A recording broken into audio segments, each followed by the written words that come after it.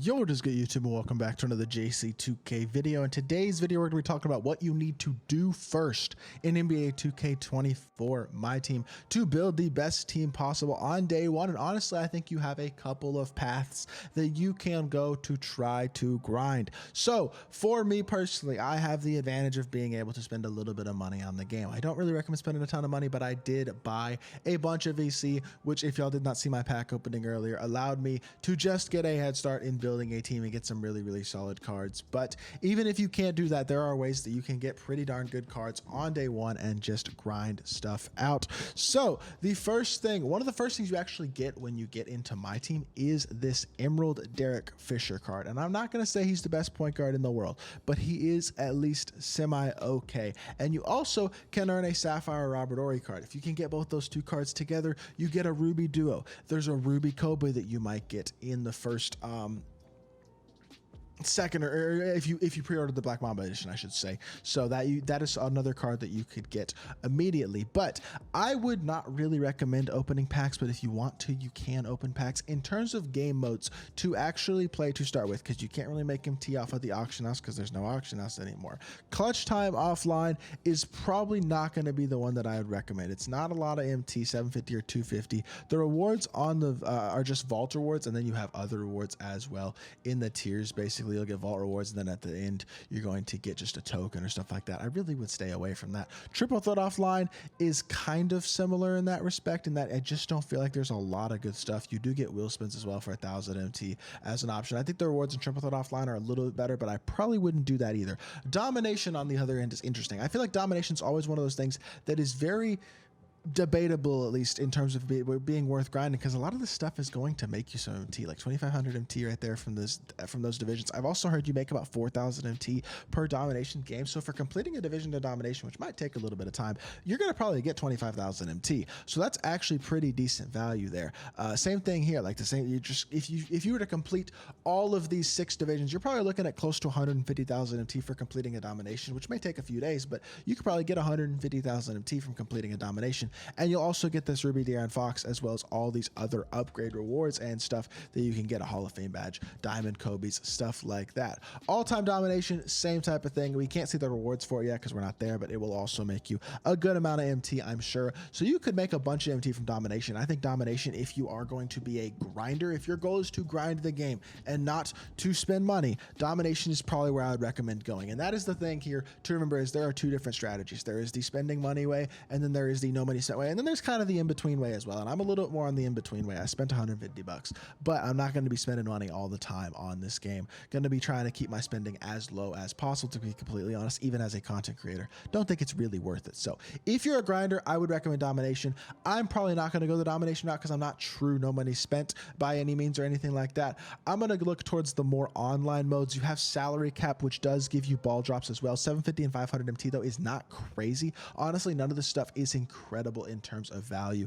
You're also going to get badge packs, tokens, just other packs and stuff like that. Like, there is good value in Unlimited, a bunch of MT for, in salary cap, there is a bunch of MT for leveling up and stuff, and you only have to get 5,000 points in this like 2-week round. You just want to probably knock this out and get this MT, and then you can have completed salary cap for this 2 weeks. Clutch Time online, you got vault prizes. It's okay on the MT. You're going to get MT from playing the game as well, of course. Just like Clutch Time offline, it's vault spins, and then you get rewards. You're going to get better value rewards, but still, I don't feel like Clutch Time online is probably the most valuable. Triple Threat online is a wheel spin mode right now. MT is actually decent. I actually think Triple Threat online, because the games are going to be pretty quick as well, is going to be a good game mode to grind early if you are trying to get a bunch of MT. And you got to get this Ruby David Wesley card anyway at 50 wins if you're trying to go for Brandon Royce. So I would definitely say this is a mode that I would consider starting in, because you only need 3 cards. For once you get 3 solid cards out here, you're going to be good on that aspect. You're going to get a bunch of MT, and you need got to grind for that David Wesley. So for me, Triple Threat online is looking very interesting. And then you also have MyTEAM Unlimited, which is going to be intriguing as well, with a lot of interesting rewards. 5,000 MT there at 2,000 points, 15,000 more MT. You got this Ruby Julius Randle, who could be a pretty good card. Haven't looked at him yet. Hall of Fame badges, tokens, more MT, shoe packs. I don't like the fact that the boxes are unsellable though. That means the quick sell value of the cards that you get is going to be much lower. More MT, Hoff badges and stuff like that as well, and more boxes, but really would have liked to see some I don't know. I feel like they definitely could have added these boxes as sellable. I feel like that is something that I am a little bit disappointed in, because that does take away the earning potential a little bit. And then you're obviously going to get vault rewards again for winning the game as well. So in my personal opinion, you also have co-op here as well. I don't really know what the rewards are looking like too much here, but it looks like you get MT every 5 wins or so.